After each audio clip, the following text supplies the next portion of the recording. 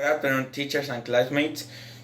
My name is Mateo Solis, and I'm going to talk about the University of Bolivian Air Force.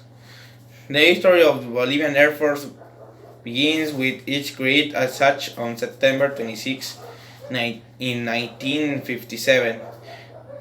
That's the year in which it became an independent structure of the Army.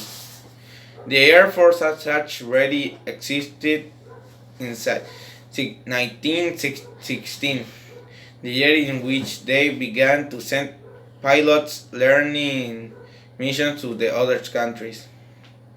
With the function of an aviation school in La Paz with the aim of having personnel with the capacity of start a Bolivian Air Force.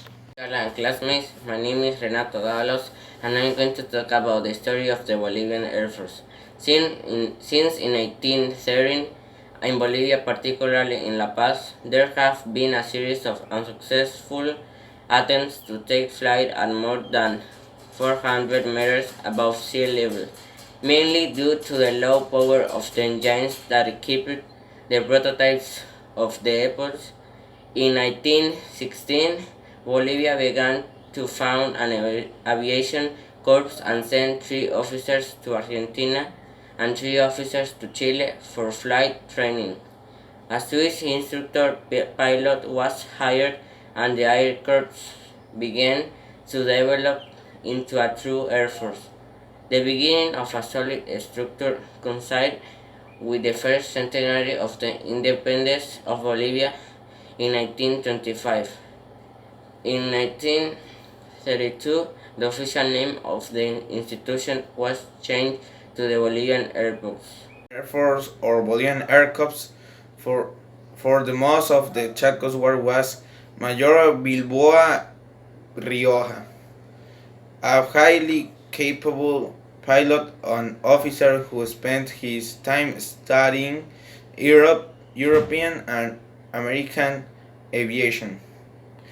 At his own expense, he translated and published several airlines, artillery, and technical manual for the Air Force. What happens to the Bolivian Air Force in Chacos War?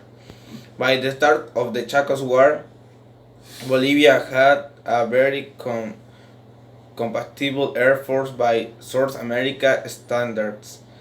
At that time, it had one of the best air force in the continent. The country has variants of Europe military aircraft.